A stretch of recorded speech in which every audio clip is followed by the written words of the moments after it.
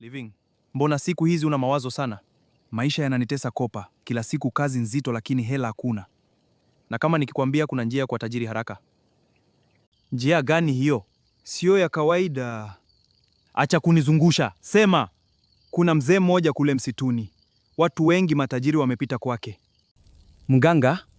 Ndiyo, lakini si mganga wa kawaida. Hapana, hayo mambo siyawezi. Basi endelea kuteseka maisha yako yote, lakini kweli mtu anaweza kuwa tajiri. Ukiwa magari wanaendesha watu wengine unafikiri ni kazi zao?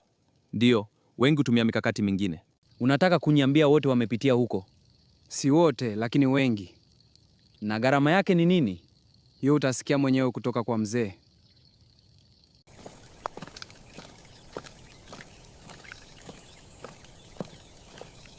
Karibuni, nilijua mtakuja.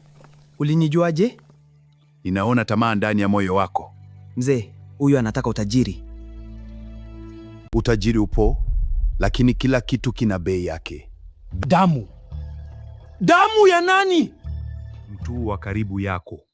Hapana, hiyo siwezi. Living, tulia kwanza. Ukikubali, ndani ya mwezi mmoja utabadilika maisha yako. Na nikikataa? Utaondoka maskini kama ulivyokuja. Nikikubali, nitakuwa tajiri kweli? Zaidi ya ndoto zako. Sawa, nakubali. Baada ya mwezi mmoja, Living alikuwa tajiri sana.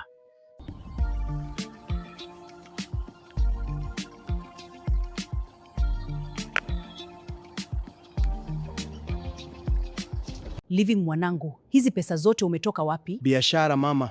Biashara gani ya mwezi mmoja inanunua gari? Mama, usinioji sana. Naogopa mwanangu.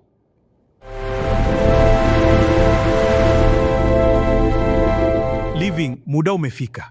Muda gani? Damu ya kwanza. Hapa naye nilifikiri ni utani. Hakuna utani kwa gano. Na ni kesho utaanza kupoteza kila kitu. Anamaliza ya mganga. Ya mama inaingia. Living, mdogo wako hamki. Inawezekanaje? Mbona mwili wake ni baridi hivi?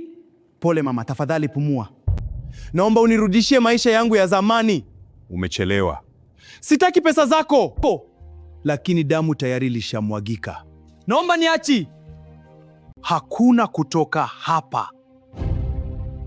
Nisaidie!